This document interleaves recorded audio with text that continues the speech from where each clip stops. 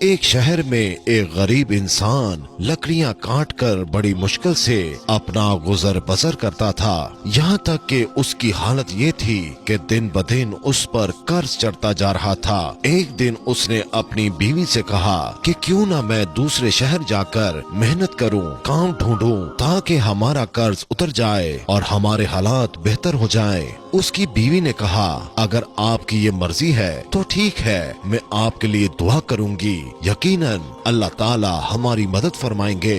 بس وہ شخص وہاں سے دوسرے شہر کی جانب نکل گیا۔ دوسرے شہر میں اس نے بہت کام ڈھونڈا لیکن اس کو کام نہیں ملا، تو اس نے وہیں لکڑیاں کاٹ کر گزر بسر کرنا شروع کر دیا۔ اس نے یہ چاہا کہ کچھ پیسے جمع کر لوں، اس کے بعد اپنے وطن واپس چلا جاؤں گا، لیکن اس کی بیوی روتی رہتی تھی، دن رات دعا کرتی رہتی۔ جب اس کے گھر میں کچھ بھی نہ بچا تو وہ گزر بسر کرنے کے لیے شہر کے وزیر کے پاس گئے اور کہا کہ میں غریب اور لاچار ہوں، مجھے اپنے گھر میں تھوڑی سی جگہ دے دیں، میں آپ کے گھر کا کام بھی کرتی رہوں گی، مجھے بس 2 وقت کا کھانا دے دیں۔ وزیر نے اپنی بیوی کو کہا کہ اس کو گھر میں رکھ لو اور اس کو نوکروں کا کام سمجھا دو۔ وہ مجبور عورت اس وزیر کے گھر کام کرتی رہی اور اپنے شوہر کے لیے دعا مانگتی رہی۔ دن مہینوں میں گزر گئے اور مہینے سال کی طرح بڑھتے گئے، لیکن اس کا شوہر ابھی تک نہ آیا۔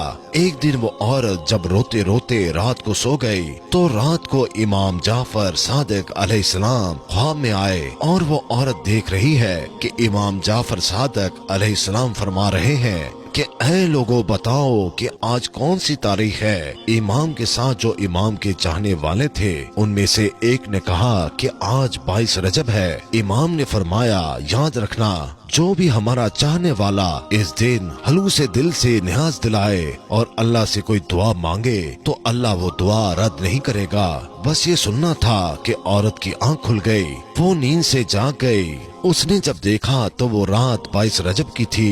اس عورت نے صبح اٹھ کر امام جعفر صادق علیہ السلام کی نیاز دی اور دعا مانگی۔ یہ عمل ابھی چل ہی رہا تھا، وہ نیاز بانٹ ہی رہی تھی کہ وہاں دور جو اس کا بے وطن شوہر تھا لکڑیاں کاٹ رہا تھا۔ لکڑیاں کاٹتے کاٹتے ایک مرتبہ کلہاڑی جب اس نے درخت پر ماری تو جیسے ہی درخت گرا تو اس کی جڑوں میں خزانہ چھپا ہوا تھا۔ وہ خزانہ دیکھ کر خوش ہونے لگا اور اللہ کا شکر ادا کرنے لگا، اور اللہ کا شکر ادا کر کے وہ خزانہ لے کر گھر واپس لوٹ آیا۔ اپنی بیوی کو لے کر ایک شاندار محل بنایا اور دونوں خوش رہنے لگے۔ پھر بیوی نے اپنے شوہر کو بتایا کہ جو اللہ کا کرم ہوا ہے یہ امام جعفر صادق علیہ السلام کا صدقہ ہے۔ امام جعفر صادق علیہ السلام میرے خواب میں آئے تھے، انہوں نے کہا تھا کہ اس دن نیاز کر کے اللہ سے ہمارے صدقے دعا مانگو، تمہارے حالات بدل جائیں گے۔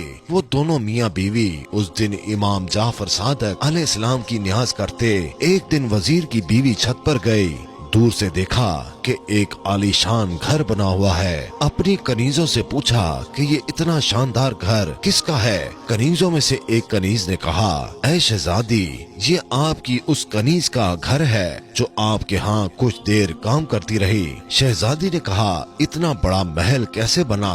جاؤ اس کو بلاؤ۔ کنیزیں جاتی ہیں اور اس عورت کو بلا کر لے آتی ہیں۔ وہ عورت امام جعفر صادق علیہ السلام کا پورا واقعہ ان سب کے سامنے بیان کر دیتی ہے۔ نیاز کے خواب کا خلوص دل سے وزیر کی بیوی کو بتاتی ہے کہ امام نے کہا تھا کہ اس تاریخ کو نیاز کرو، میں نے دل سے نظر و نیاز کی، اللہ نے مجھے نماز دیا۔ وہ وزیر کی بیوی دل ہی دل میں کہنے لگی کہ اس سے بڑا جھوٹ میں نے کبھی نہیں سنا، یقیناً اس کے شوہر نے کہیں سے چوری کی ہوگی اور اس کے بعد یہ میرے سامنے کہانیاں بنا رہی ہے۔ وہ عورت تو وہاں سے چلی گئی لیکن وزیر کی بیوی کے دن بدلنے لگے۔ اچانک سے نائب وزیر جو وزیر سے حسد رکھتا تھا اس نے بادشاہ کو بھڑکانا شروع کر دیا اور بادشاہ نے وزیر کو بلا کر پورا حساب مانگا۔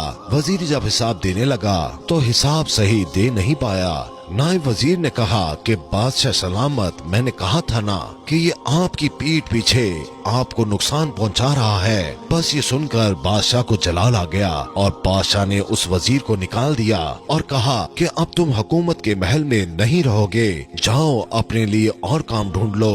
वजीर अपनी बीवी को लेकर शहर से बाहर जा ही रहा था तो रास्ते में दोनों को भूख लग गई। उन्होंने तरबूज खरीदा, उस तरबूज को अपने रुमाल में बांध लिया, चाह कर किसी साहिल के किनारे जाकर खाएंगे। और उधर जो बादशाह का बेटा शिकार पर गया था, शाम हो गई मगर वो वापस नहीं आया।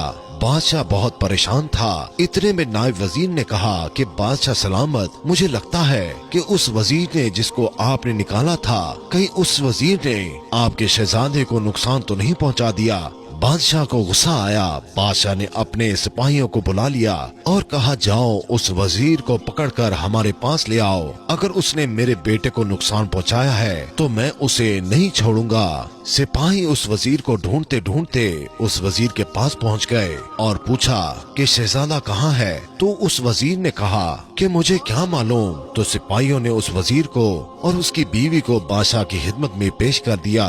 बादशाह ने जब वजीर के हाथ में रुमाल में कुछ बंधा हुआ देखा तो बादशाह ने कहा कि रुमाल में क्या है। तो वजीर ने कहा कि तरबूज है। बादशाह ने कहा कि खोलो इसको। जैसे ही उसको खोला गया तो उसमें शहजादे का सर था।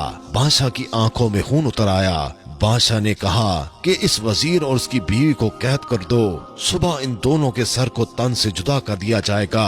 वजीर रोता रहा कि मैंने कुछ नहीं किया, लेकिन बादशाह ने कुछ न सुना। जब उन दोनों को कैद खाने में डाल दिया गया, दोनों मियाँ बीवी रो रहे थे। वजीर रोते रोते कहता रहा कि अचानक से हमारे साथ इतना बुरा क्यों हो रहा है।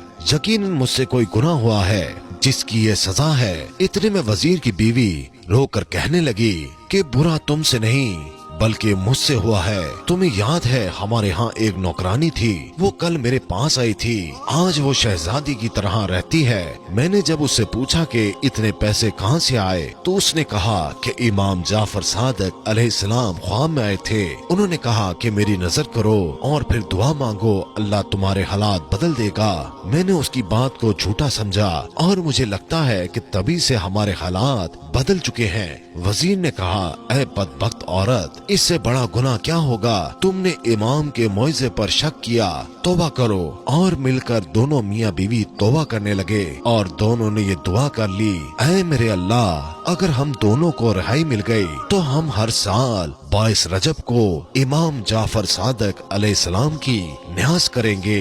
बस दोनों ये दुआ मांगकर रो रो कर सो गए। सुबह का सूरज तुलू हुआ तो अचानक उस बादशाह का बेटा यानी शहजादा घूमता फिरता अपने महल को आ पहुंचा।